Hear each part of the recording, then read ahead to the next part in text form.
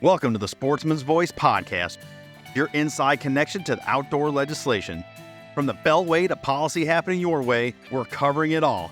I'm your host, Fred Bird. Join us as we explore public land access, wildlife and fisheries management, Second Amendment rights, the triumphs that shape our nation, the sports we all love, and the stories that fuel our passion for the great outdoors.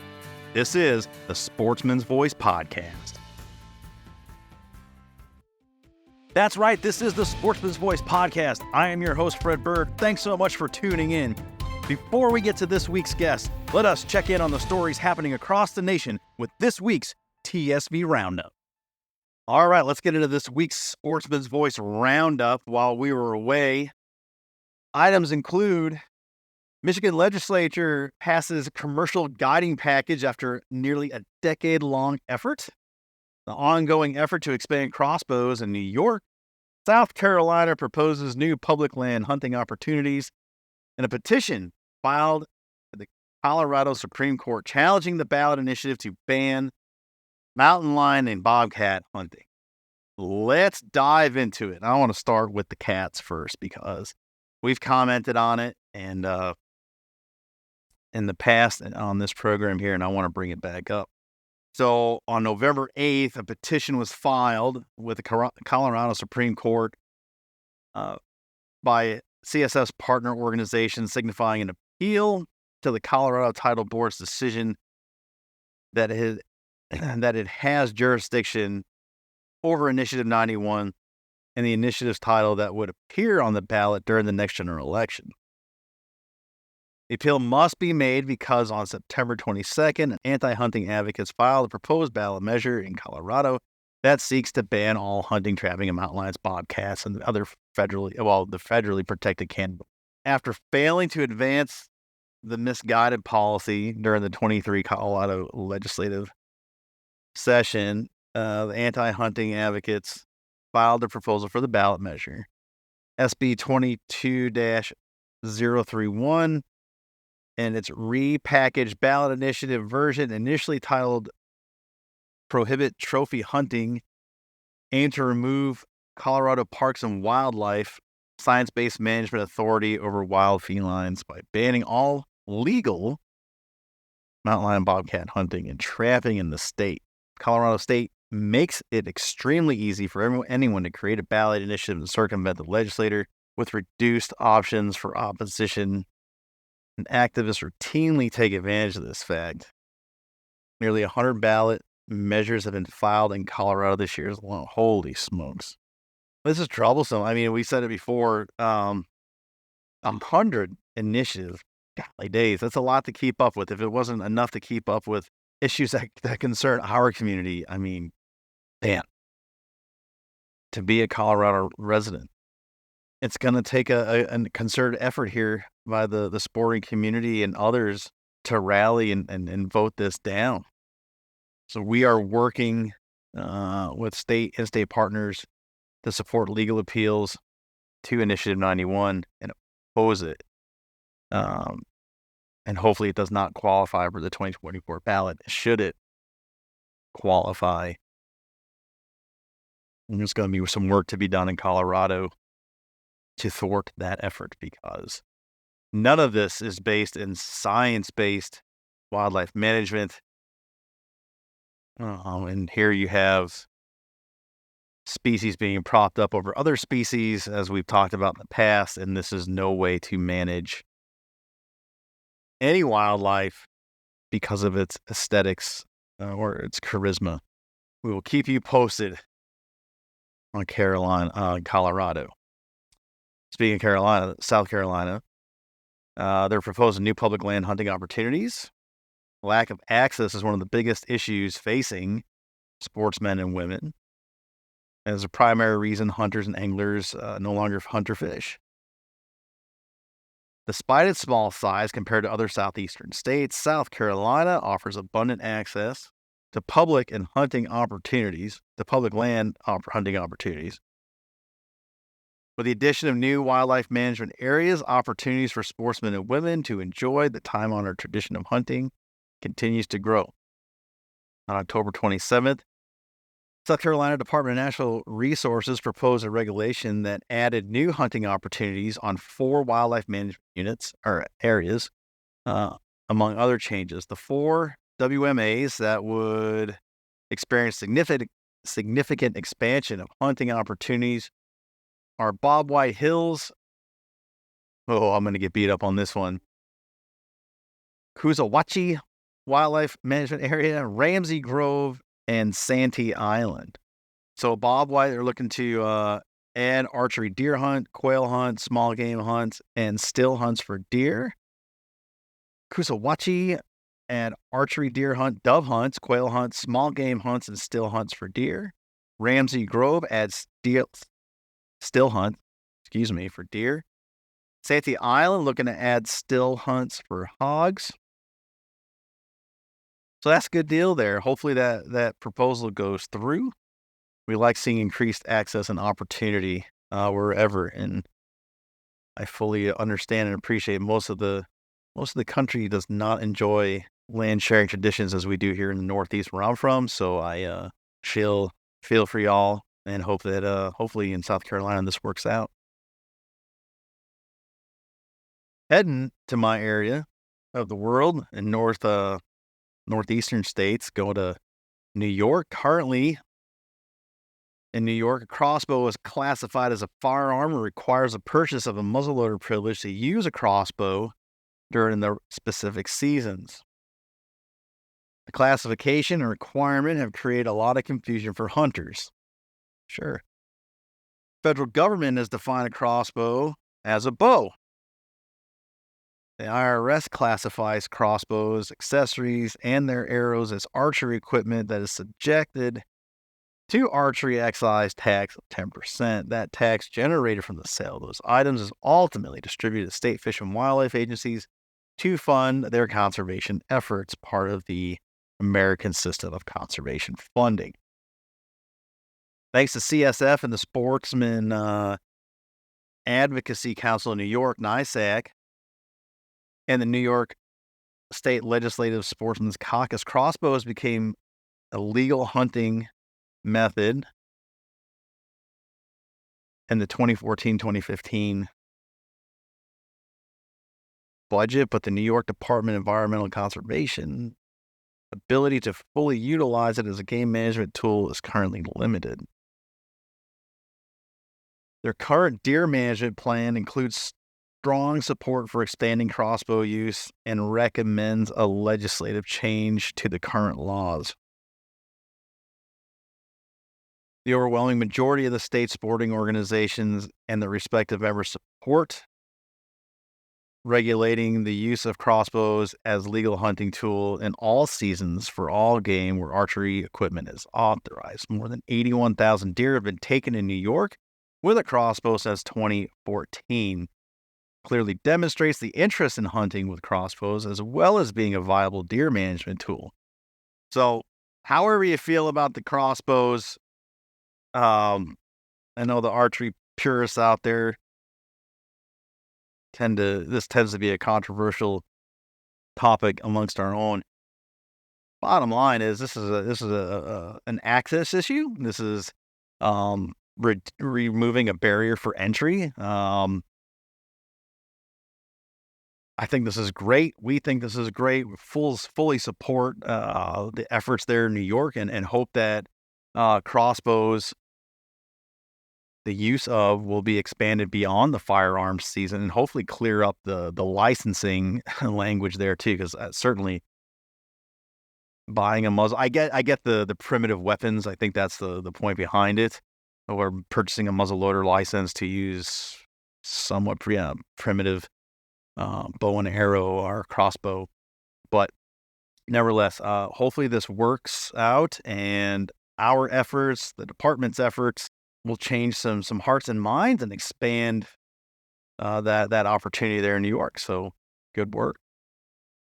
And finally, heading over to Michigan, the legislature has passed commercial guiding package that took nearly a decade to bring about. Hunting and fishing are pillars, societal pillars in Michigan, and they have significant economic impacts as they do in so many states. The legislative package serves to increase consumer confidence when contracting a hunting or fishing guide to pursue the state's storied fish and wildlife species, while simultaneously increasing revenue and reporting data for the state's Fish and Wildlife Agency. On November 9th, the Michigan Senate gave final approval to a bill package that will improve the commercial hunting and fishing guiding industry in Michigan. CFS has supported the passage of this guiding framework alongside in-state partners and coordinated multi-year effort providing written and oral testimony to policymakers throughout the multiple legislative sessions. Michigan Legislative Sportsman's Caucus co-chair Senator John Cherry, sponsor of one of the bills in the package, was instrumental in getting the legislation across the finish. Thank you, Senator. After nearly a decade of work, a regulatory framework for commercial hunting and fishing guides in the Great Lakes state now sits on the governor's desk awaiting a signature. The legislative package, Senate Bills 103 and 104 and 105, would create new revenue streams and install reporting requirements designed to better fund and inform the Michigan Department of Natural Resources to carry out its mission of managing the state's public trust fish and wildlife resources. Under the framework, commercial hunting and fishing guides will be required to purchase a 3-year guiding license for a total of $150, which will provide additional support to the Michigan DNR through the unique user-payer public benefits structure of the American System of Conservation Funding. The legislation's reporting requirement will supply the DNR with critical data on harvest success and will allow the agency to make better science-based management decisions. It's fantastic. They're considering similar bills throughout the country. I know here in the Northeast there were some giving that consumer confidence, adding more to the pot, and certainly over 3 years, $50 that breaks down, and then the guide going to make that back in a day. This is fantastic. This helps so many people, and certainly, coming from out of state, you want to know that if you're booking a fishing trip or a hunting expedition, that you're getting, safe, knowledgeable, certified guides. So, that's great. Some people want to get to try this once in their lifetime. So, certainly, protecting the consumer is a good idea here. And tip of the cap to, again, Senator Cherry, one of our co-chairs there in Michigan, and their efforts, and CSF for many years of support and hard work here. So well done. And as we've talked about on this program, so many of these initiatives are a long game, man, and it's important for the public constituencies to understand that sometimes this stuff doesn't happen in a single session or 2 sessions. It takes sometimes many years, and then working with legislators, working with leadership, working with people in your community to rally to some of these ideas, and sometimes it just takes a while. In this case, almost 10 years. So congratulations there in Michigan. Good on you. And hopefully that continues to up the quality there in Michigan. That is this week's TSV Roundup. We're heading into the end of the year here, so certainly sessions after the holiday season will fire up, and rest assured there will be lots more to report on. But until then, let's dive into this week's show. I am so excited. We've been, pretty true to form here on the program, bringing you lots of policy experts, and informing you, the audience, of what's been going on, what's happening throughout the country and on the Hill. We're going to pick it back a little bit. I'm going to bring you one of my very dear friends, Durrell Smith, from Minority Outdoor Alliance. Again, dear friend of mine. Durrell and I, every time we get together, we'll carve out a little time. We'll say, all right, let's chop it up about something that we both want to talk about.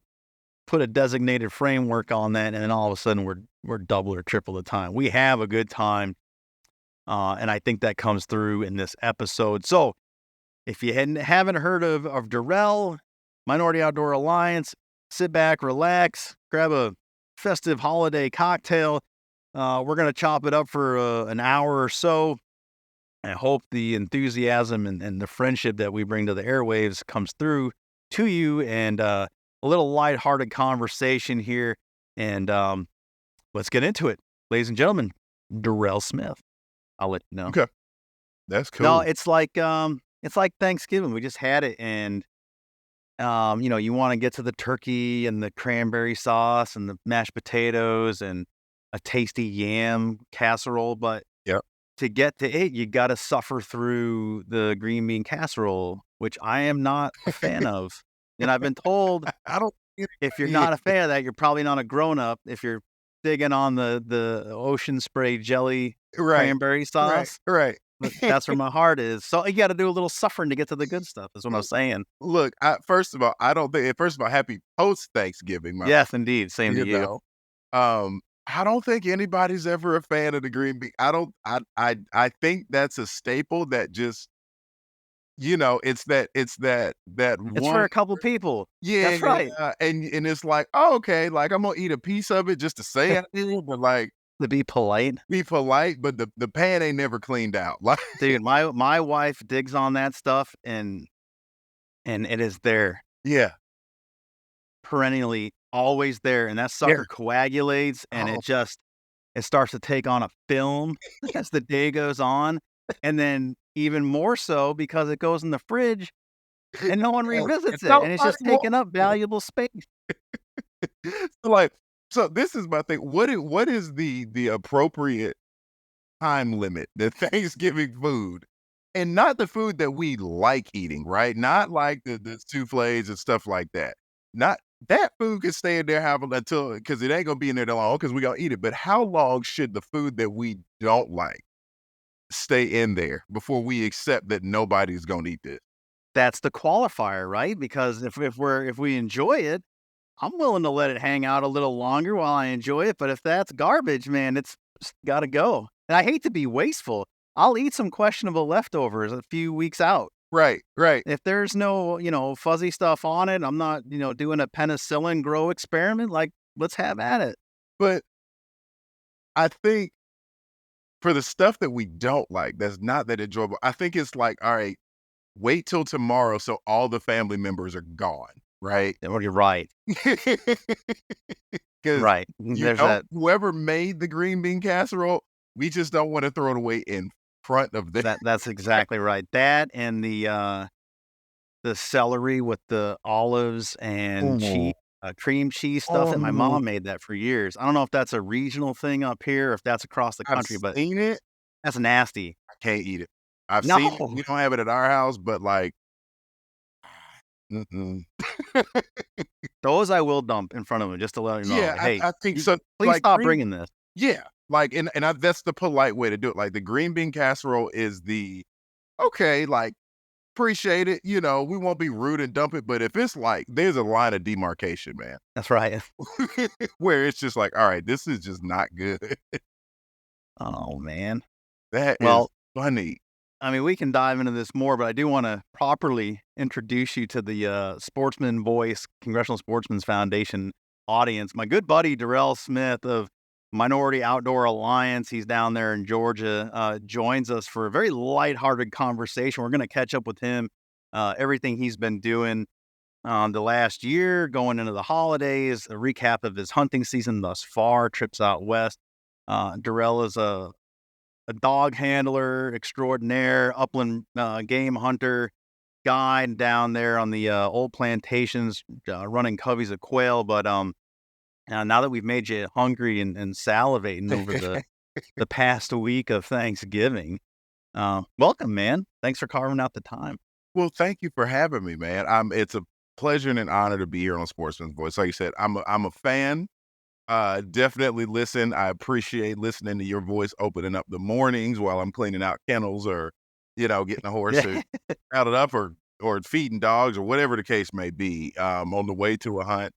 I'm just glad to be here, my friend, and it's Yeah. been uh, I will say, not to start on a negative note, but, you know, my mentor just passed, Neil Carter, and Yeah. I say that to say that was not the end of the year for me, but it was just a reminder that all throughout this entire year, there have been so many blessings coming, and his passing was all the more reason to not only, like, go harder in the field, push yourself harder, take more challenges, and whatever you were doing that you were good at, be better at, right? Yeah. But then also to really, really, really be thankful and acknowledge the relationships that you have with the people in the field. So, much like yourself, we shared, the turkey woods together, Heck yeah, and, man. and just being there. So, I mean, this year has just been a blessing, and life's just out here lifing, man. Yeah. Oh, what's neat about that, and you and I have remarked on this in the past, is that when you share wild spaces like that, special hunts, you are forever a part of that individual's history. And eventually, when we pass, like your mentor, now you're part of their legacy. Mhm. So not only do you have that kinship in the field, but you now carry on some of that history, Yeah. which is a really nice way to look at it going forward. We can't control biology and losing the ones we love and the ones we care for, but we Nope. can do right by them by, you know, Well, and living on. that's the thing that I keep in the forefront. Like I said, is more highlighted than anything. Like, I mean, earlier this year, um, we talk about legacy. I brought in uh one new dog earlier this year, and a few months before that, it was another dog, both of which, both pointers, one English pointer, one American pointer. But we talk about legacies. Well, that English pointer, imported him from Ecuador, and like my friend down there is not continuing, to hunt as much. So he sent me one of the last of his breeding, right? And that's that legacy piece to continue, getting Yeah. that bird in the wild bird woods. And he's classic old school parallel tail pointer. But then my other buddy, Jamie Daniels, his field trialer, uh, he won the national championship, and I was able to finally get a dog from him. You know, um, really, really hybrid dog. So that to me was the exciting piece there. Like, okay, not only is somebody else who I would consider a friend and a mentor, um, there and taught me a lot. And again, I appreciate that relationship. But now, I have some of his stock of my own, and celebrating, the work that he's done. We've had so many conversations about the people that he looked up to and so on and so forth. So like I'm just really big into that. And Yeah. this year, more so than ever, I'm getting more and more connected to place and, my string of dogs and their story and their narrative. All through my hunts, I'm really, really, really able to see on a larger level, like how all of this stuff connects, for me. I wrote a piece for Hunt and Field magazine, who I write for every month. Um, shameless plug, go subscribe to them. But um, they're really good, and my writing's in it every month. And one thing that I like to focus on is this idea of venture, right? Like not adventure, like there's that. That's the physical piece of it, but for me, the more spiritual part of it is the Yeah. venture part. Like, again, me being from the South, going out west, it's more than just a 35-hour drive to the Owyhee Canyon or, 20-some hour drive to the Sandhills. Like, why are we doing that, right? Like, Yeah. why are we as sportsmen, um, taking on these pursuits? And the deeper you get into, we talk about these many phases of being a hunter, right? Where you wanna get all the game and Right. if it moves, you're pretty much shooting at it. But then there's that piece where later on down the road, 4 or 5 steps down the road, you start to wonder why you're doing this, and, like, attributing things and being more mindful of what's going on around you in nature and, like, how things are moving and why they're moving. Um, but for me, most importantly, why do I have the dogs that I have, right? Like, it's one. I got 7 of them. Like every last one of them jokers has its own unique relationship with me. Same, Mhm. of course. And so really diving into that, um, and that leading to the art show that we had, that raised money for Minority Outdoor Alliance, Yep. American Soil, American Soul. That was another way to continue diving into this storytelling narrative and histories and really figuring out, the cultural connections to what we're doing. And that was just my thing. So that as far as what I've been doing this year, Getting Dogs had a really successful art show, that I'm so grateful that everybody came It to. looked like a phenomenal event. Oh, man, it was number 1, just dude, what art show do you know that you're, like, 15 floors up looking at Tyler Perry's old house, well off into the wooded sticks of Atlanta, and a double rainbow hits as our viewers, like, walk out onto the patio and the lights hitting all the artworks, and there are these, pieces that I've gotten materials from out in the woods and stuff like that. So the lights hitting that right, and what are the odds that a double rainbow comes through, man? Like, it was like, "Oh, It looked like okay." a scene out of, not knowing the environment around the building, but it looked inside like a scene out of, like, a Marvel movie, like, this Yeah. whole beginning setup intro to, like, the villains coming in to ruin the good time, man, but it looked fantastic, and I'm It glad to hear it was a success for what you guys are doing.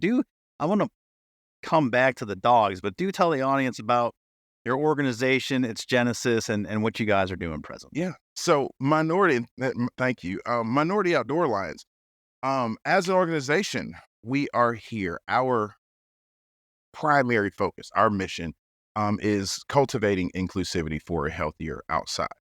And that has grown and evolved since 2020 when we started this. The George Floyd's passing, that was the Kickstarter for us. And that was the feeling of responsibility that we had. My wife and I, who we both founded the organization, my wife Ashley, we both were like, look, we've got a platform, and that was through my Sporting Life Notebook platform. We've got the attention of so many people. It's our responsibility to do the right thing and use the platform for some kind of good. And so cultivating inclusivity, cultivating being an evolutionary word, like we're constantly refining how we get, Black and brown people in the outdoors while celebrating everyone, you know, Yeah. um, inclusive and never exclusive is always the way to go.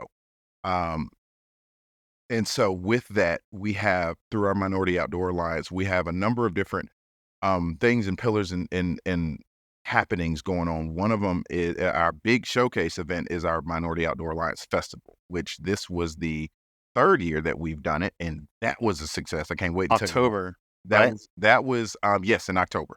Yep. I can't wait to tell you about that too. But Cool. then we've got American Soil, American Soul. That was our art show. And that not only got some great works into people's hands and into their permanent collections, but then also helped again support the organization and raise money for MOA. We also have Learn to Hunt events, which have been a phenomenal opportunity for adult onset hunters that are looking to take the next step. We have that in partnership with Pheasant Squad Forever, and we also have it in partnership with Backcountry Hunters and Anglers. What we Mhm. do with Pheasants Forever is much more upland specific, obviously. I mean, it's pheasant, and whatever upland game birds. And we've done it last year, we did it in 5 states. This year we're doing it in 6.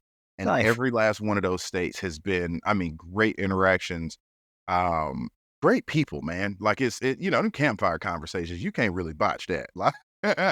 Like you can't really mess that up. And getting to see people, um, some of the events being wild bird events, some of them being places we want to make sure people get adequate opportunities, but to see people change, right? Like that like light bulb when you finally take game, right? And it's like, oh shoot, we did the clay shooting, we went through the classroom stuff, we did all of that, and now, one of our participants got a rough grouse, dude. Like that's hard.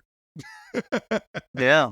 And that like to see that experience of someone becoming a hunter. And it's one thing to attend a bit, but you know it, Fred. Like you know it when you see somebody turn into a hunter.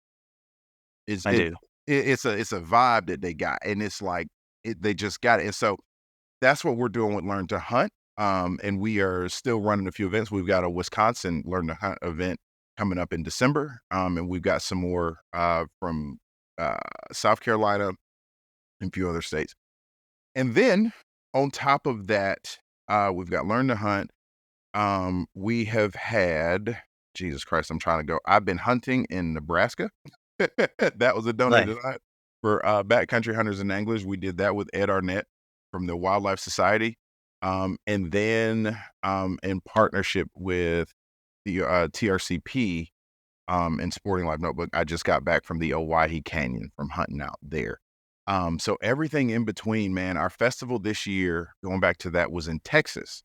So Texas Parks and Wildlife in the lower Colorado River Parks and Authority, they helped us put the event on. And dude, we had 90 some odd students from historically Black colleges and universities at our festival. Like It's fantastic. clay shooting, watching my bird dog demo, learning about conservation, getting connected to employers. So we had a whole panel that was Ashley's baby, like the networking panel that we've had there. And not only were we able to, again, for me, coming from the hunter's perspective, seeing people turn into advocates, right, and aspiring conservationists. But then the other thing is, we talk about sustainability, dude. We got to make money, and these kids gotta make some. I mean, look, Well, yeah, I'm sure you and I both know what it was like early 20s, you know what I'm saying, struggling to find a job that you right. love and you wanna be in, you know what I'm saying? I think you were in the service. Yep, that's right. Me, Doesn't pay. not brother, man, I wasn't in the service, but I tell you, it was a struggle, Yeah, man. okay? Them early 20s, and to be able to connect young folks in the outdoors and to make that real life like, okay, I can go home and tell my mama I got an opportunity at a job and she not gonna look at me funny like, what you want to do in the outdoors? Like, Yeah, no, these are real, like, workable positions. And these kids got a shot at getting them. I don't want to say they're gonna get them because I ain't, I'm not the employer, but sure, sure. we're putting them in the right places. And that's what mattered most. And so, man, the last year for Minority Outdoor Alliance, I'm the president and my wife being CEO. For us coming together with our board, and having those discussions, it's been a year of clarity, really. Mm. There's a point where you wanna do so much good for the world, and you're like, "Okay, but how?" Yeah, right. Because you And got plenty of space on your calendar, it sounds like. yeah, right, like, just sure, block a day off. But, you know, you go through that, man. In the first 2 years, we were like, "Okay, we got this opportunity. Okay, let's do this. Let's try this. Let's do this." And this year was like, all right, boom. These are the things that we are committed to. These are the things that we are doing best. And the fruits of that labor is really starting to show itself now. So I'm just excited, man, for everything MOA got going on. Yeah, no, it's been I mean, obviously, over the years to watch it grow, and I mean, it takes time. You just build on one success after another, and then there's an appetite for it, and folks get to learn what you guys are about, what you're offering, and, you and I have shared a couple stages, and I think one of our first public speaking engagements, you and I just plainly spoke about, Yeah. the mission of MOA, but understanding, like, why, and one, is it necessary, and two, you hope you do such a good job that you work yourself out of a job, Yeah. right? Seriously. Because human beings, and then the line of thought here is human beings have been doing this since they, dwelled in caves and had to fight tigers and woolly mammoths, all that whole line of thought. Like, Yeah. the color of your skin never mattered. You had to eat to survive, right? Right. These are just basic things, and societal unnorms, Mhm. right? Uh, instituted themselves, and here we are. But thank goodness for you and Ashley, and the good work you guys are doing in normalizing these great traditions and advocating for a whole host of constituencies across the country, and Thank you. letting folks know, like, hey, outdoors is for you too, and it always has been. Mhm. Well, and that's the great part. So, like, during our Learn to Hunts, man, like, everyone we have these conversations, right? And we get into it, and there it's never an uncomfortable thing. I believe in leaning into the tough conversation Yeah. and, like, lean into it, man. And because what ends up happening is by the end of that conversation, whether you white, black, blue, green, or brown, if you're here today, your ancestor, however far back, it could be one generation, it could be 4, 5, 6 generations, them jokers hunted. They fished. There's no way that they didn't Right. because There was no tofu just sitting no, on the ground. and so and what happens is one thing that I left a lot of the students with at our festival. I know I'm bouncing around from Learn to Hunt to Oh, keep festival, but going, man. there are little tidbits of information that I keep, either coming to the realization in the moment or getting as I'm observing these things. But one of those, things that I said to these students was like, look, don't force yourself to be detached from nature, the thing that our grandparents, your forefathers, didn't have a didn't have a choice but to be attached to. Because for them, survival meant getting out into the woods. For them, feeding a family meant getting out to the woods. When I look at going back to right after emancipation, for a lot, and this is something that I'm really diving into now as far as research, a lot of African Americans were using public land to guide. Uh, You know what I'm saying? Like, because we had the knowledge coming from the South, coming out of plantation. Okay, cool. So, it was then that as a culture, we didn't have a choice. You see what I'm saying? And that was mhm. anybody coming to America, really. Like Yeah, I that was mean, I literally writing a letter against some, in opposition of some legislation here earlier today, as it, yeah, pertained to a lead ban up here in the Northeast, and one of the points being made in the argument was that you have low income subsistence hunters Yep. Mhm. that are doing it because they have to, not because it's a joy to go out once a year. Like, they gotta feed their families, and this is the most economical way to do it. Right. So taking away a cheap, ammunition, that is, lead, is cost prohibitive, and could literally take food off of people's tables. So, to your point, Yeah. back then, people without the means of income, they had to It had to had go out there and eat.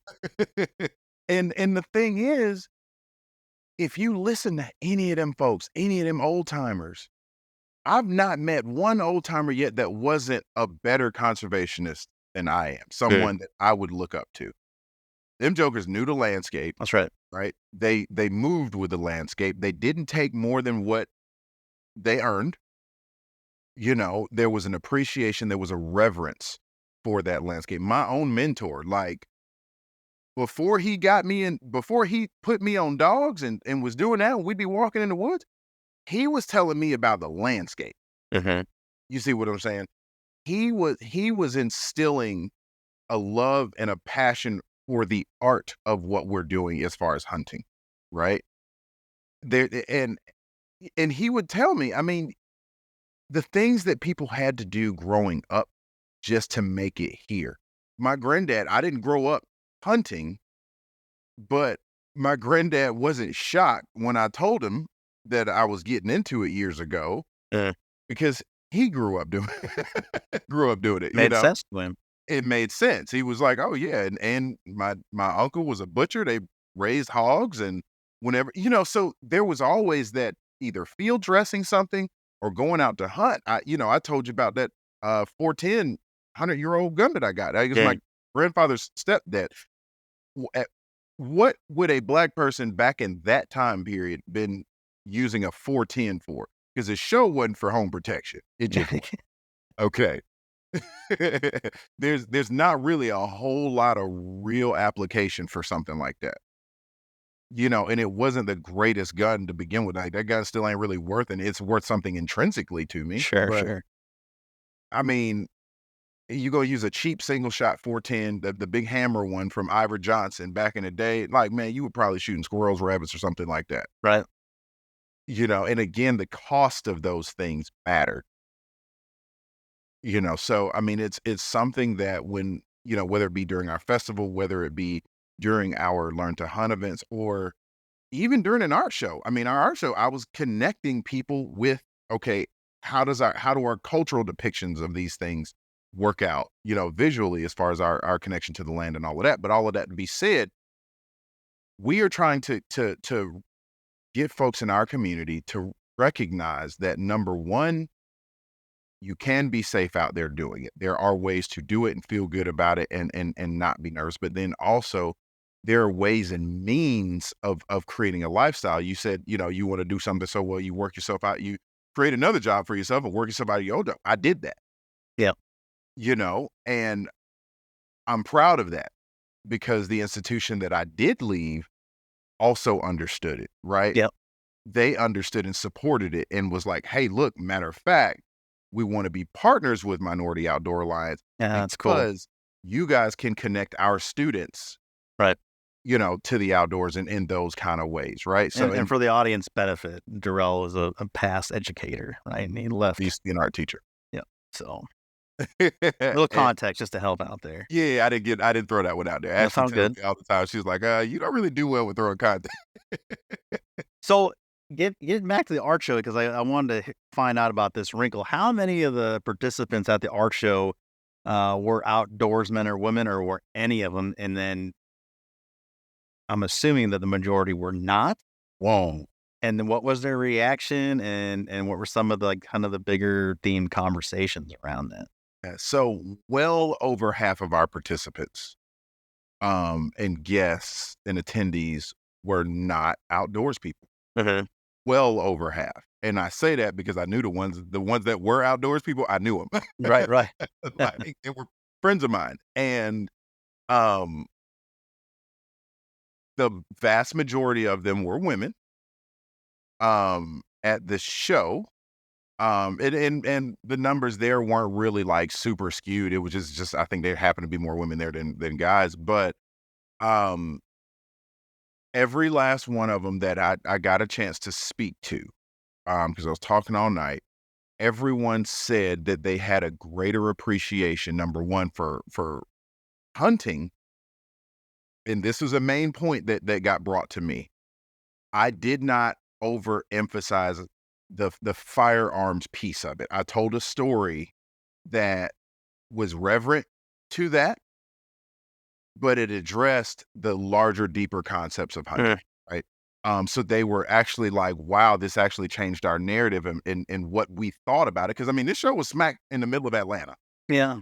Isn't that like, interesting that people outside of our community, that's the look, focus. That's what am I trying to say here? Like, when they think of hunting, that's it's the the assumption. taboo, it's the gun. It's a Mhm, gun-crazed hobby, and mhm. it's just a part of it. Like, It's a it's part it's of it. just a tool, and in some cases, it's not even a part of it. Yeah. Like, and that's what I was telling him. I was like, look, Interesting. so much. I was like, yes, like, I think somebody asked me, about the shot shells that I was using in one of my pieces, matter of fact. Mhm. And I told him, I said, look, man, like, for me, I shoot a 410 in a 28 gauge. Like, I kind of alternate between those two.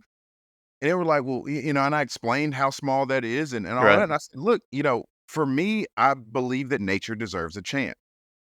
And so I challenge myself to take birds on the wing with the smallest caliber or gauge that I can, that I got. Um, that to me is a more noble way of going about it. And yes, I'm a hunter. Like, I like, I like taking game, sure. But even with a firearm, right?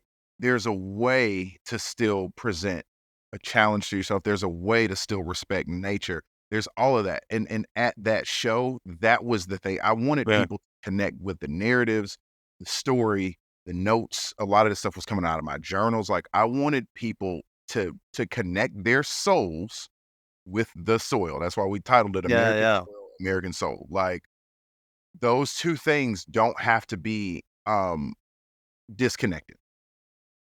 And when people started seeing like they were connecting with, there was a lot of my studies that I put up of just the dogs, the horse, like these very, very intimate pieces of the show. Like you've got the grand assemblage works, these big, crazy abstract pieces, and they're three-dimensional, they're girthy, 100-pound pieces.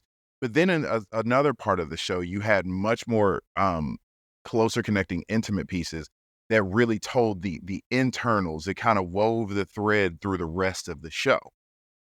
And so people had a chance to read through stuff I was writing in the field, right? Stuff I Yeah. was out of my notebooks and journals and the illustrations that went along with them. Like they got a chance to see it. And so there was just so many different ways. And then the last part of my show that I kind of teased and I just released it a second ago was this new jacket that I just started making. So from a company that I just started, Original Dog Man. Um, that was a way to celebrate, the history and traditions of the Red Hills South.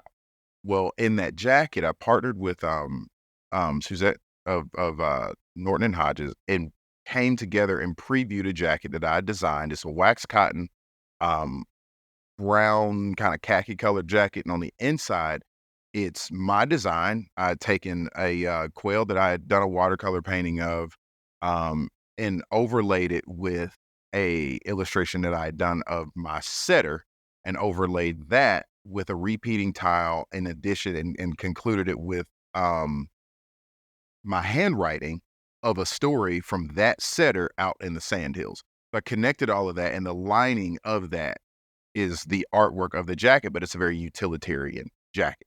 And so I previewed it at the show, and a lot of people were like, "When is this gonna be available?" That's And I fantastic. just yeah, I got a really good reception off of it. And I just opened it up for release a couple of days ago, matter of fact. So Awesome. You're already so sold out? no, I'm not Well, actually. getting I'm there. only doing getting there. We getting there, but it's a very special piece, and it ain't, it's one of those pieces that I'm hoping will be an heirloom type Yeah. deal. So you gonna pay a little penny for it. But I was really excited about it because it was the first time that I really had a successful, what I would consider a successful dip into workwear, but then also still carrying the inspiration from the outdoors. Like to Yeah, be no, able, yeah. it's great. It's all the part of that storytelling, Mhm. and getting back to the dogs, your story about your connection to your dogs, to dog breeds, how you handle them, everything, the whole rigmarole of selecting a dog, training a dog, how you interact with them. The story is great to hear from the outside looking in because there's always something compelling about a person and their dog, and it's just most of the time it's always a home run. People love their Yeah. dogs. From an advocacy standpoint and stuff that comes across my desk, you see a lot of well-intended pieces of legislation Mhm. hit in order to protect the welfare of animals. But the ripple effects and the unknown effects most of the time that these policymakers aren't aware of is that they have a direct negative effect on your lifestyle and the Yeah. people like you that are dog handlers. And so I think instead of, either browbeating people about, you're wrong on this and this is why, and your story coupled with your advocacy can go a long way to influencing and educating, right? We always talk about on my side of the microphone the opportunity to advocate and educate our legislators, our policymakers, because they just simply don't know. And knowing you can't Yeah. know everything, right? You only Thank know what you know. So I love thank for you. you, and the more people get to hear your story, people like you that have similar stories, that when they do draw up some policy, that they're taking this into consideration, that it's not just, you know, carrying down the streets corgi that's going to be affected, right? It's Durrell and his the lineage of these pointers, and you can trace it back, and like they're your family members. So of course there's a care, but understanding that because it's a working dog or in a condition it sleeps in is not abuse, it's not Yeah. negligent, And it's a part of frankly, it. my dog, Fred, you don't want my dogs in your house. And they don't wanna be in the house. Right, right. It was so funny. I tell this story. I had my lab back in the day, and great dog. At the time, we were living in a house. He was the last one of the last dogs I really had in the house. Vegas, my point, I didn't really have many. But anyway, my lab, he fantastic dog, and my wife, she didn't grow up with dogs, and so mine, especially him being a hunting dog, that was her first experience Mhm. with a working dog. But the difference was before I got into bird dogs, I had my lab, and he did all the things that everybody loves a lab to do, right? Sit on the couch with you, do this, cuddle up with you. He protected her like he was freaking Thor, like he was just a great dog. And then I got my pointers. And Vegas, my oldest, he didn't want nothing to do with hugging. Yeah. No, no. He was like, look, where are the birds? You got a job to And do. I got a job to do. When and all of mine are like that. They're just like, look, I'll take a scratch on the head, a good job, buddy, and back off. And when we think about that, again, this is where that venture piece comes on and how we connect culturally over, the idea of having a non-working dog, like a pet dog, that's a very, very recent new idea. Yeah. That's a very recent innovation for him, and I'm glad for it. I don't have any dogs that live in a house, but I do miss it. I got 2, they're Uh, good. One they're wants cool. to work, but I'm derelict in putting her on it, but keep going. But and the idea that, like, dogs are uncomfortable outside and this and that, and oh, man, like, they wanna do these things, and so when you pass legislation that even something as simple as this is one that comes up all the time. I'll give a low-hanging fruit example. Um, Staking a dog, tying a dog out, right? Mhm. In so many places, there's been legislation passed that you cannot do that, and when I see some of the conditions of some of these dogs that get tied out in suburban areas or urban areas, it's terrible. And I would be upset too if Sure. somebody tied my dogs out like that. But then you got guys like me, you got sled dog guys, you got hound dog guys that we're Mhm. out in the sticks and putting 2 stakes in the ground and staking out 7 dogs on a line that are very comfortable. They can't get tangled up. They know how to be on that line because they're raised from puppyhood to Uh-huh. to be comfortable on it. They can sleep out there all night. We're in the remote sticks of God knows where. There are no kennels, right? There's none of that stuff. And these dogs are eating better quality food than we eating half the time. Yeah. At least it costs more, I can tell you that. Yeah. You know, they're they're worked out all the time, better than more than I work out. There are all these things that are going into their general welfare that is just fantastic. And you could look at that and then look at the other dog that's staked out right outside somebody's house, and because he's, in somebody's backyard, it doesn't seem as bad, but no, simple laws and legislational pieces like that can really, what seems like it's good for one could really throw it off, Mhm. for a whole community of other people. And a lot of the times as an outdoors person, and having been in the conservation space for a couple of years, not long, I'm still a rookie in this thing now. Yeah, I look up to veterans like you and other friends, but I try to have some compassion for people that do not know. Because just like that art show, I'll put on a bird dog demo, and there are people that just do not know why these dogs do what they do, how they do it, what the purpose is, and not knowing can have you passing legislation that you're completely unaware that it's affecting somebody else. Uh-huh. And you might not even mean for it to affect somebody else. You're just trying to make this person over here happy. Exactly right. And there are the malefactors too out there, of course. But when I used to work at Apple, man, years ago, one of the best things that I took from that experience was something that we would always, and they still practice it to this day, I still got friends that work there, is assuming positive intent. Lead with positive intent, right? So when it's legislation, like that's the thing, especially nowadays, man. Yeah. You can piss somebody off in a heartbeat with a piece of paper and a bill. Mm-hmm. And we as sportsmen and sportswomen, we're hyper vigilant in the woods. We got to be hyper vigilant about, you know, empathizing with people that just don't know. I was looking through I'm working on an Owyhee piece now, and I actually have it here, but it's a Senate Committee on Energy and Natural Resources S4860. That bill that's on December 1st, 2022. If for the average person, they're not going to understand a lot of that language anyway, right? But then it's long. I imagine whatever, legislators got to read through all of that stuff. I can imagine you probably miss certain things or, and you got to think there's a lot of that stuff coming across people's desks.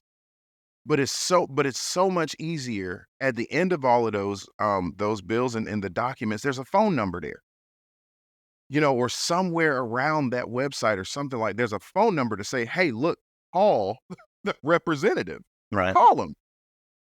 And I guarantee you that you will be pleasantly surprised at some of the responses that you get from, the people on the other end of the phone.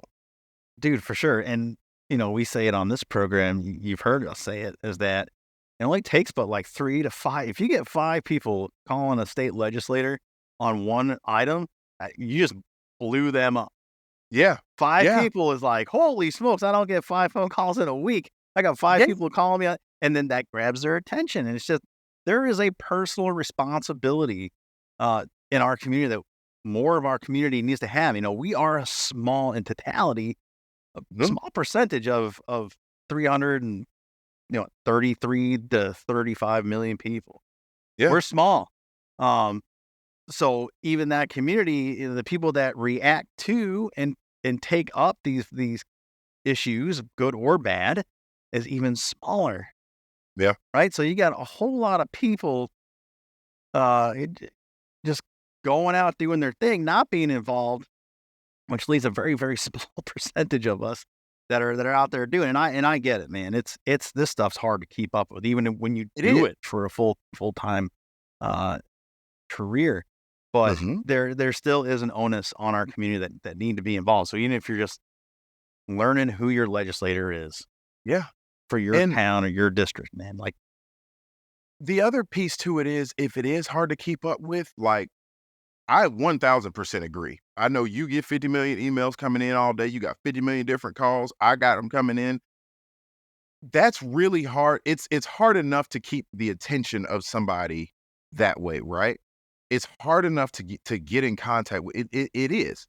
It's hard to read all this stuff. At the end of the day, I have to set out dedicated time in my mornings or in my evening and read through stuff that I think is relevant to whatever cause is going on with MOA at the time, right? I'm on the policy council for TRCP, and even with that, that's still a lot of work, right? But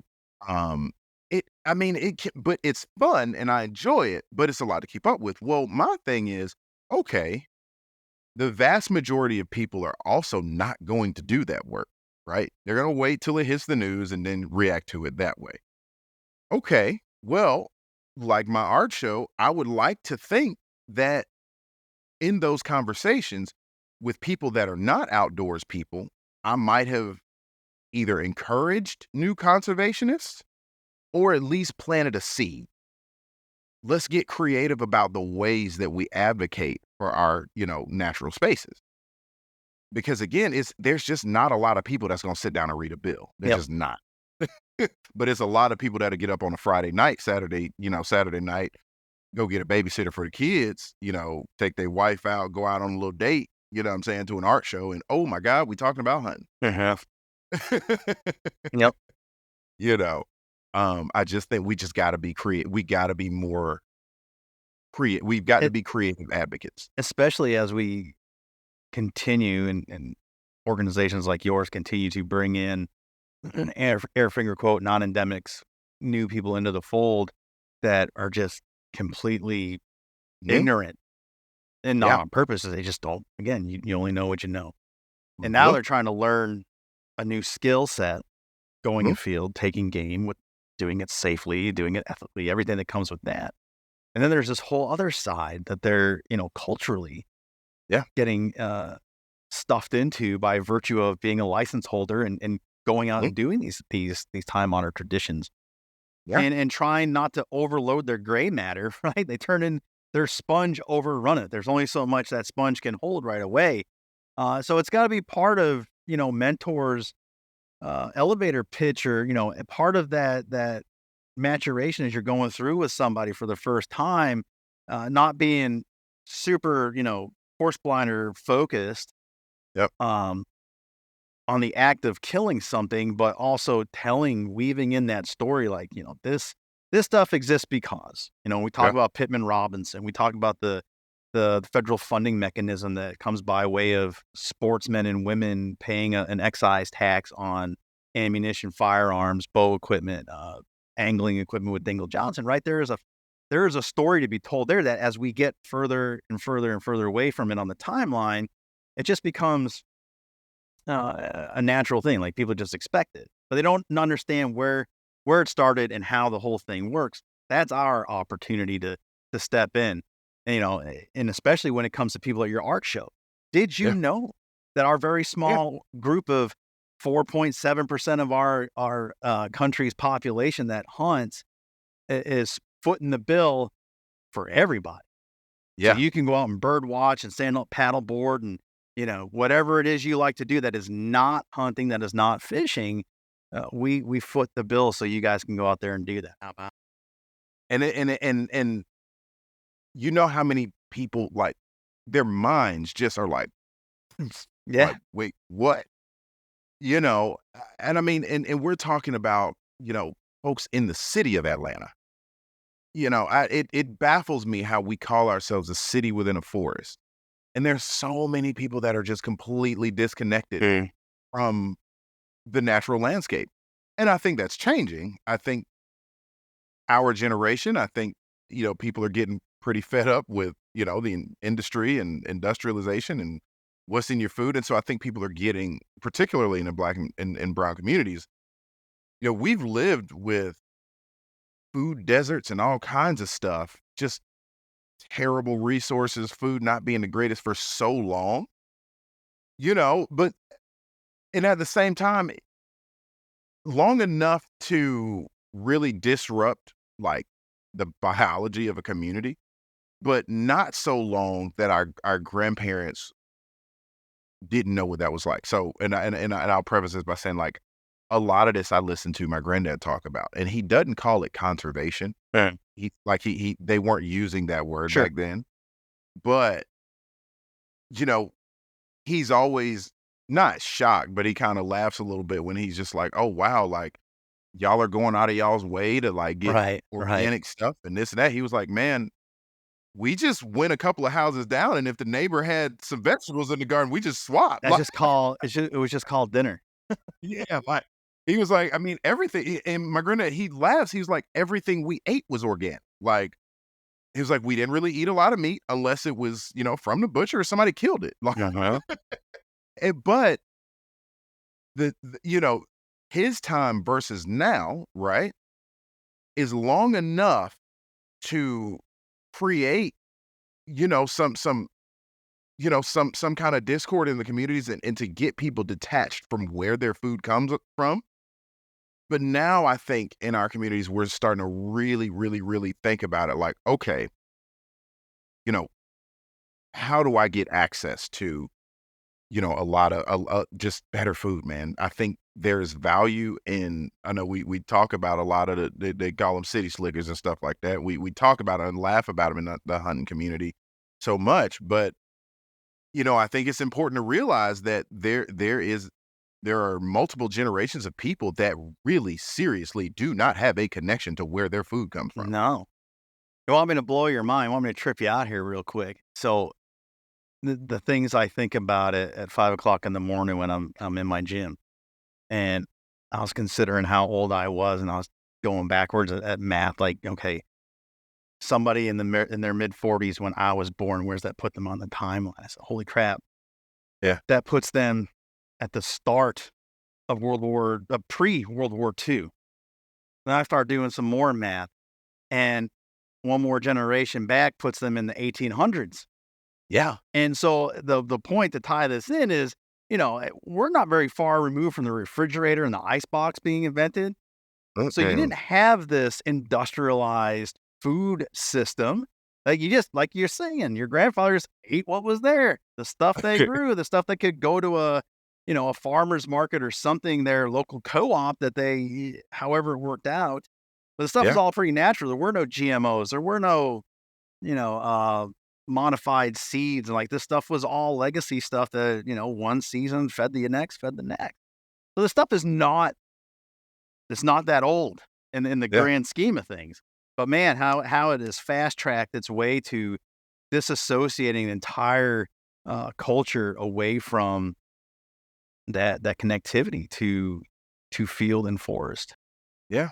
It's crazy, man. Like I'm just grateful for the work that we're doing because the other thing is, man, so many of the narratives, that I've heard almost made the outdoors seem like it was just this like this oppressive place, this place that you shouldn't be. And for us to see at our festival kids that were like hungry for it, like kids that had never had these experiences, and the first day they were like, wow, this is awesome. And sitting there intent during man, at 20, 21 years old, I can guarantee you that I was asleep in most of the networking events that I was, you know, involved with, or if I wouldn't sleep, I wasn't paying attention, Sure. or I wasn't there. Yeah. There was very little value there for me. I mean, it was value just because, yeah, in college you think like, oh, this might be a networking opportunity, but like it wasn't a real serious value there for me because I didn't do anything with the contacts afterward. Mhm. But when I see a bunch of college kids that are like, you know, can we bring more students next year? Or, um, you know, we ended up during one of our Learn to Hunt events, we had we ended up having one guy, not only it was his first time like hunting like that, but then he had then joined Pheasants Forever.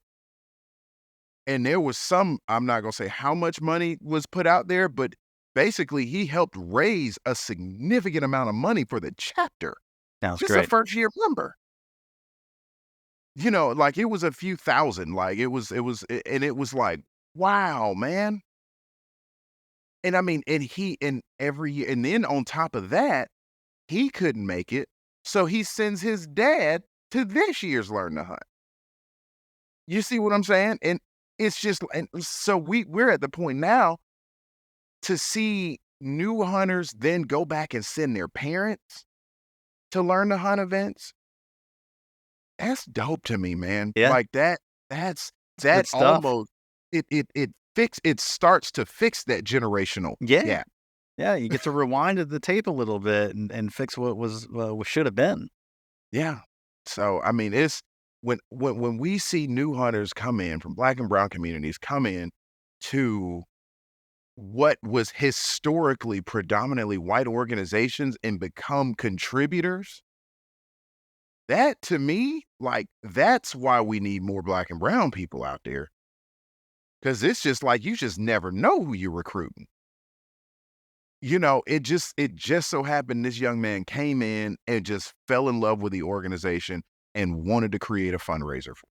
Again, come back to it. People just need the opportunity. They may not know they want it, but as long as you present something to them and not assume Mhm. something about somebody based on whatever, whatever skin color, socioeconomical background, the clothes they're wearing, the hat they're wearing, the team they're wearing, whatever you want to judge somebody on, you can't assume because Mhm. it's that one kid or one mid 40-year-old that just never had the opportunity and got too old and was kind of either embarrassed or ashamed to ask, and someone reaching their hand out, being like, "Hey, you want to come check this out?" Yeah. And all of a sudden, Lem people are changing the world because someone just extended them a courtesy, just out of kindness, and say, "Hey, come check out what we're doing." let me ask you this, and this is something that I think about all the time from my perspective, or from I'm sorry, not from my perspective, from your perspective. You're not you're dealing with, not such a niche thing as, like, bringing, communities of color into the outdoors. You're creating conservationists across the board, right? Like, and for as long as I've known you, you have been, I mean, like, front of the line, advocate, advocate, advocate. But that's a tough conversation. Like, that's hard to get people to wanna get into the nitty-gritty, like we were saying, of advocacy, right? Like, what are the s what really, I'm asking you, like, what are some of the ways that you've seen work for not only creating hunters, but then creating conservationists? It's, I mean, without sounding like a soulless like marketer, because I don't want Yeah, to come across that way. But you have to play to the sensibilities of your audience and know who you're speaking to. It's not a one size fits all message. You're yeah, talking about people connecting to their food. Well, there's a segment of folks that are interested in what we're doing for that reason. yeah, There's a sector of people that are tired of being in a concrete jungle and just like our buddy Cliff Cadet up in New York City. He's like, it's 45 minutes away. It was always a pain in the neck to get to, and then I finally figured it out. Now all I want to do is go out in the woods. Like there is an appetite for this stuff. You just got to know who you're talking to. Now, your example with the fella that joined Pheasants Forever, then went out there and was a great volunteer and raised a boatload of money. Like if you create that opportunity, you give those people that a chance, and they're motivated behind that, then all of a sudden they start picking the ball up and seeing the value in volunteerism or being involved and seeing, whatever set of skills they can bring to the table to help out. I mean, after a while, some of these organizations, the species specific type groups, especially, there's just people just do it year after year after year, and it just becomes kind of this jaded process, and it's just almost an entitlement. Like it's just going to happen.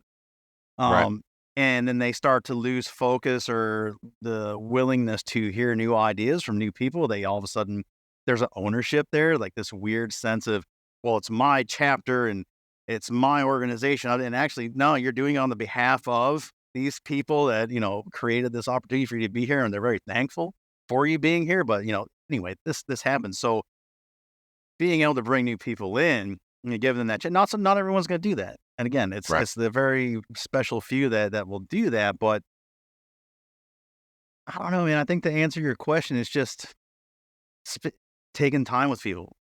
Yep, You're not going to get a room full of 100 people and inspire 100 people to do it, but taking the time to look a person in the eye, ask their name, where they're from, and be genuine and have that interest. Um, do a whole lot of good, just being good people, being neighbors, right? Stuff we used to do again, not very long ago. And yep, likewise with our legislators, not these just ambiguous names on a long list with R's and D's and I's and just all these, identifiers. Like these are real human beings with feelings and motivations and passions. And, especially if they're on a sportsman's caucus, okay, well, there must be some interest. Let's get to know each other. How can I help you? And all of a sudden now you got people again who you think wouldn't be interested in what you're all about, and in fact they are. right. R's, D's, and I's be damned. It's Yep. people want to do good stuff.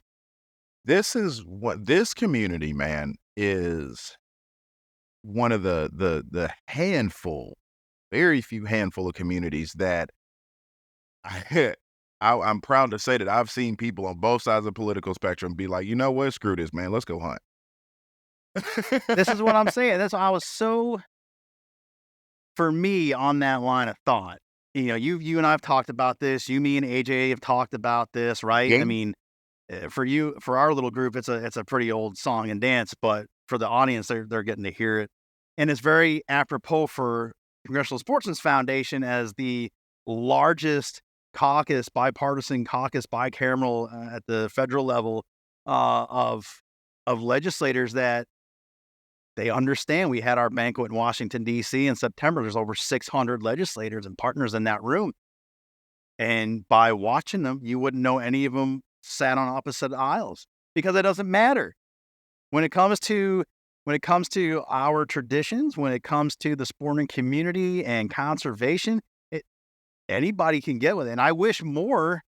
It would be a very smart strategy, in my opinion, for more legislators, people running for office and trying to get elected, that our community can bridge so many gaps and Mhm. on a very level playing field connect people. I say it all the time. You've heard me about turkeys. Yep. Turkey hunting is the biggest equalizer going. Oh, You can have a Supreme Court justice be a yes. turkey hunter. You can have a president be a turkey hunter, and then you can have you and me Yep. messing about on power line land in Georgia hunting turkeys. We're all doing the same thing. The bird makes us all look foolish in the end. We're all even. Yeah, we're all even. And it's just so funny to me, man, how like them politics go out the way with them birds humble you, man. Like, and they, and it's even funnier. My mentee and I are, we are politically not quite on the same page, Yeah. which is hilarious between the two of us. Because when some representative on her side of the fence does something, I pick at her for it, right? And then when somebody on my side of the fence does something, she pick at me for it, and we laugh about it in the woods. Yeah. Laugh about it because at the end of the day, her dog and my dog probably somewhere way off in the woods doing something silly anyway. And it's that thing. And more often than not, I can say I've been in the woods with people that just didn't align with me politically. But doesn't matter. And it didn't matter. Exactly right. Actually, I was surprised to find out that they were on the political spectrum that they Yeah. were. And I mean everything from far right to far left, everything in between. Yeah. Like I've I have there's some people that have really shocked me. And I was like, "Oh, okay." Not that that matters, Doesn't but change a thing. It doesn't change shouldn't. anything. It really didn't. Yeah. It just somehow, some way, it'll come up because it's pretty easy for politics to come up nowadays. Like it just is. And by the time the hunt is over and I do find out that information, it's such a passing thought. Like, Democrat or Republican or whatever it might be. I'm glad that you out here and got up at 5 o'clock in the morning to be here in the same spot with me in the woods. That's exactly right. And then this is another one of those instances of not so long ago. I mean, not so long ago in my lifetime that it just didn't come up in polite conversation. And if it did, it wasn't so polarizing and consequential, as it is today. The only thing I can remember in my childhood, people hearkening back to was the Nixon controversy, and then being pardoned by Ford, and like that was still stuck in some people's craws. But you never heard about anything else. Like it was, they'd poke fun at politicians the way they do because you're a public figure. And everybody got You're gonna catch like, some heat. But it yeah, was never, my sister likes this and I like that, and now I can't go to Thanksgiving dinner. right. It Like just didn't it's exist. nah, man. Like on a political level, what I think of the two images that I have of um politicians and the sporting community is Barack Obama shooting an over under shotgun and George Bush Jr. on a pheasant hunt. I have those images burned into my memory, actually. I the Obama piece I saw on an article, what was crazy was they were attacking him for using a gun, Yeah, I remember that. and everything about the photo was spot on as far as, like, safety, how he was holding. I mean, it was done well. It was, eyewear, all the stuff was in place. Um, and then the other piece was me seeing, George Bush Jr. He was out pheasant hunting. Yeah, I think he had a pheasant in his hand and over under shotgun there. And it was eh, all I got from those were, dang, we all hunt. We all like shooting. We all mm, we all like firearms. I mean, if you're raised right around them, which I thought I was, like my granddaddy was a postal inspector, like he didn't play that about guns. I respected them and I grew up loving them, and loving the pursuit, loving the chase. And that sentiment is what I know about politics I wasn't born in the 80s, but politics in the 80s and how it was, politics in the 90s when I was born, you know, into the early 2000s. And now for some odd reason, man, it's like, guys, come on. Like, you don't have to have the same political ideology to advocate for the land that we walk and recreate on. I think it's a real Like, easy line of thought. Like, I think every human being wants clean air, wild places, clean water. Like, that's not a partisan issue. These aren't partisan ideas. It's like, this is basic stuff. Like, I don't want to see trash in the woods. I'm tired of seeing pop balloons in my woods and in the waterways and chemicals in the waterways and fish floating. Like, who wants to see that? Who who wants to see a landscape where you don't have white-tailed deer, you don't have bobwhite quail running around where it's supposed to be, and you don't have wild turkeys invading your yard? Like, yeah.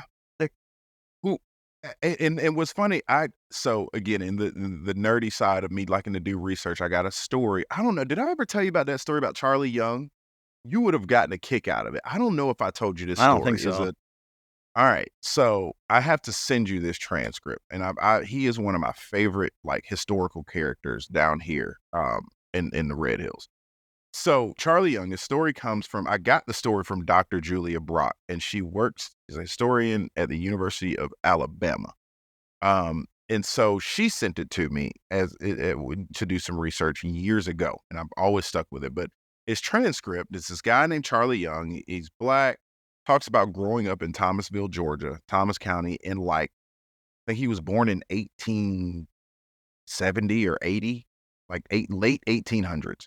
He talks about growing up, um, as Reconstruction, all of that stuff starts happening, and how things are changing over time. Well, he talks about hunting, and we talk about the price of ammunition and lead and stuff like that, right? Earlier in this podcast. Well, there's an illustration of it where he was like, most first of all, black folk back then were mostly trappers because Mm. gun ammunition cost a lot. Sure. It was easier to trap That's something, right. which we don't give enough respect to trappers out here. For another show, You but know, I I, agree. look, I could go on for days about the importance of trappers, You and me but both. you know, but so historically we were doing that, but then he talks about coming into contact with white kids in the woods, like white hunters, and he was like, honestly, he was like, we had the skill set, black folk, we had the skill set, we knew where the birds were, and so for exchange of information, they give us a couple shotgun shells. Hmm. No kidding. And he talks about that contention in the woods, like that wasn't really at the fore. I mean, it happened, but that wasn't the beauty in that narrative. The beauty in it was I was surprised to be reading something like, man, it wasn't contentious. It was, and we talk about rural South Georgia, like for real South Georgia. And these guys were like, hey, look, can you tell me where the birds are? Okay, appreciate it. Thank you. Here's a couple shotgun shells. And everybody goes on about their way. Mhm. And the way that he talks about it in that narrative, he celebrates the landscape. He celebrates another hunter, and that hunter, that other white hunter was like, dang, thank you. Yep. The idea of public land back then, I mean, yeah, you had plantations, but there was a lot of public land too Mm. in Georgia. Like, but again, they weren't calling it that back Sure. then. And so again, you talk about people that were at the time socioeconomically on the polar opposite sides of the spectrum. Sure. and we're willing to share goods for information. I think Since that's the dope, man. dawn of time. I think it's dope. And when the lights go out eventually here, we'll be doing it again. Right.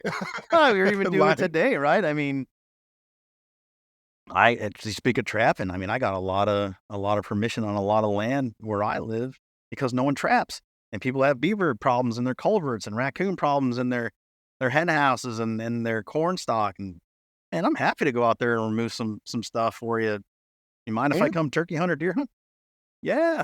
Matter of fact, great. take as many turkeys as you can. Well, I'm only allowed so many a year, but I'm happy to give it a good effort.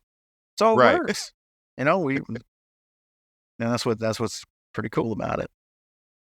I mean, in everything, man, like the other thing that I like about the educational piece, man, is teaching how one discipline informs the next discipline that informs the next Then discipline, right? Where I can take a trapper, I can be helping out someone on their land, getting rid of what is a nuisance to them. I can take that fur. I might, if it's worth some, I might even get a couple dollars that's off of right. it. Take that I cook some of that beaver fat, Uh-huh. whatever the case. Okay, now, while I'm trapping for beavers, go out, look for some quail, right? Shoot a couple quail, take a couple of those feathers, tie up some fly, make some flies out of it. Yeah, man. All right, I'm having a slow day, cool, great. Make those flies, come back another day, throw a line out there. All right, great. Now I got fish in the thing. It's cyclical, man. And you take them fish You cuts know, and go trap raccoons, and you're good. there you go. Like, it's all cyclical. That's right. Like, and if we look at it like that, man, we can help inform each other. Yep. Seems so simple. But Seems like we it. have our challenges.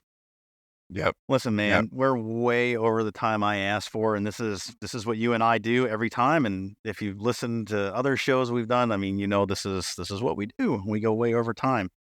I You love you, feel me? man. Thanks so I love much. you. Look, I need to get you back down here, or I'm coming up there to you So next time. listen, I think so. We're heading into Delaware next week for our National Assembly of Sportsmen's Caucus Summit. So state legislators from all over the country are going to descend on Dewey Beach, Delaware. I think, and I don't want to let the cat out of the bag here, but more likely than not, I may be in your neck of the woods next December. So when that is officially out Oh, there, we'll put it out there. But I'm not saying anything official. I think, which is yeah. worth about a hill of beans. So if Well, that I'm gonna comes to climb that hill of fruition, beans. what's that? I said, I'm gonna climb that hill of beans, and I'm gonna So wait on you. if that does come to fruition, we got to have you and Ashley come out and speak and be involved in that whole event because I think your message. I think you and Ashley have a whole lot to offer that group of people, and they will have a huge takeaway um, from your story. I think it'll be fantastic, and maybe You we you find said, a way to get the dogs out there too and do a little demo. I don't mind driving. Yeah, well, I it's not. don't mind I driving. don't think it's going to be a far drive, so I'll keep you posted. Well, thank you, Yeah, and I appreciate you for having me on here, for always thinking of us, man. We just, you a brother to for me, so sure. I appreciate Merry Christmas to you. Happy New Year. it. Yes, sir. Tell the missus and those kids I said hello. Yep. Merry Christmas to y'all, and y'all have a wonderful holiday season, and to everybody, Merry Christmas to everybody listening too. Yes, sir. All right. Till next time. Thank you so very much to my good friend Durrell. As I told you in the intro, and I think it comes through in the episode.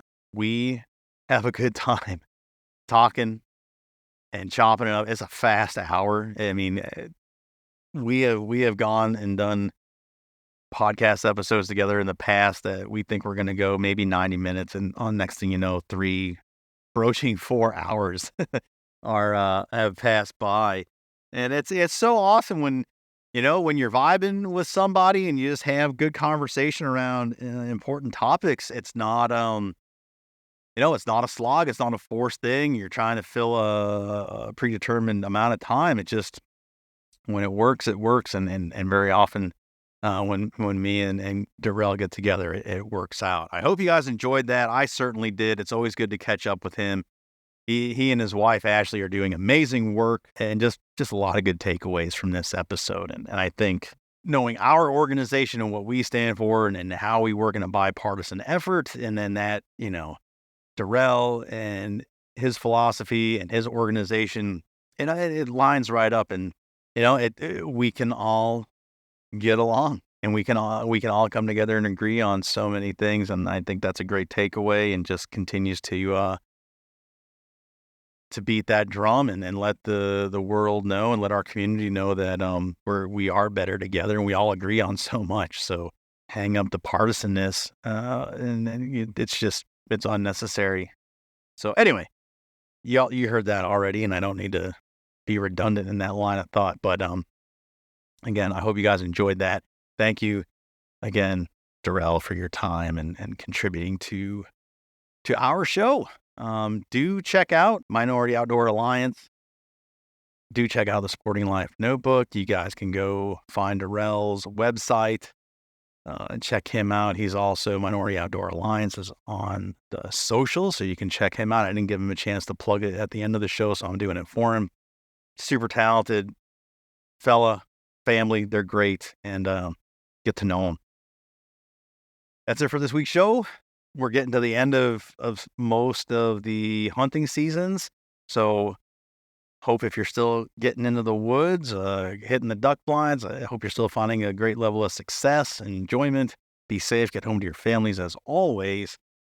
Kicking it into high gear going into the holiday season. And like I said earlier, once that calendar turns, the workload increases tenfold. Things are going to start getting busy fast. And we're heading into an big election season. So it's going to get sporty. And we are here for our community to make sure we're working with state leadership, federal leadership to bring the best policy to our community in the best possible way. So have a great holiday. One more show before the end of the year coming to you. You will hear from guests at our NAS Summit that was mentioned here in Dewey Beach, Delaware. So we will bring you some of the sound heading in to the Christmas holiday. And next week should be quite an event. And I know we're all looking forward to it, and definitely look forward to bringing you some of the sounds from that. And we'll do it all again next time. Thanks so much for listening and having us a part of your day. Until next time, see you later. Thanks for joining us on this edition of the Sportsman's Voice podcast. Ladies and gentlemen, your support is crucial, and you can help us out right now by leaving a review, filling in those 5 stars where available, sharing this episode with friends and family, and engaging with us socially. CSF can be found on Facebook, Instagram, and X, formerly known as Twitter. Together, we can protect the outdoor sports we love and continue to keep you informed wherever you are. That's it for this week. Until next time, we'll see you later.